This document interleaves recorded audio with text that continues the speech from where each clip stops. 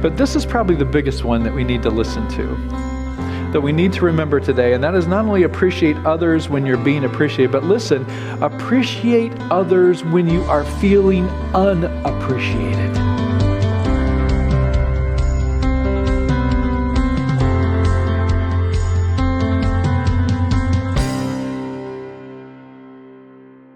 Thanksgiving is more than a day. It's a way of life. And I don't think anybody teaches us quite like that than Nehemiah, who's been the subject of our study moving forward, how to rebuild our lives after a difficult season. Turn with me to Nehemiah chapter 3, because that's where we are.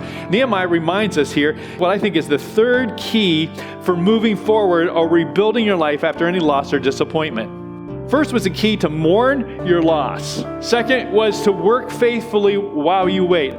But now the third key is appreciation or giving thanks for others. Giving thanks raises the value of a person or of that person that we're thanking. Suppose this week that they discovered a pill that guaranteed greater happiness and energy in your life. Would you take it? Well, I hope you would. And that's exactly what Nehemiah is offering us today. And it's called gratitude or giving thanks.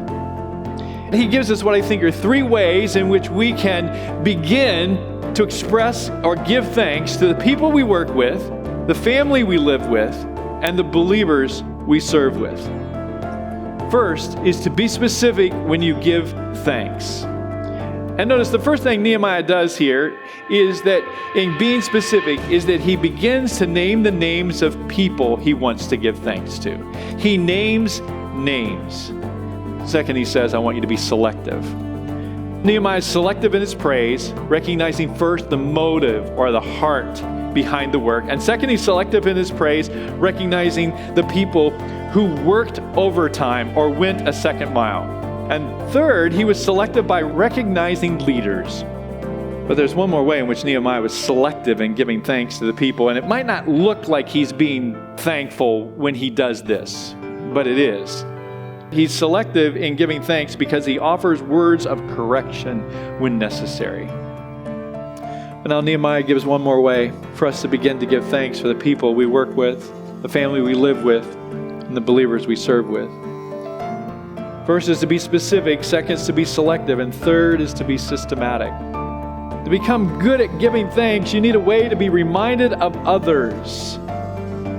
So Nehemiah in this chapter taught us three ways to begin to say thank you to the people we work with, the family we live with, and the people we serve with. First, when giving thanks, be specific.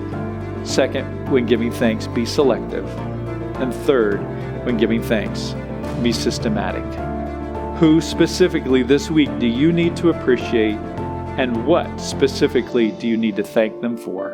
And second, how can you express your appreciation more selectively? And number three, what plan will you begin to make appreciation a regular part of your life?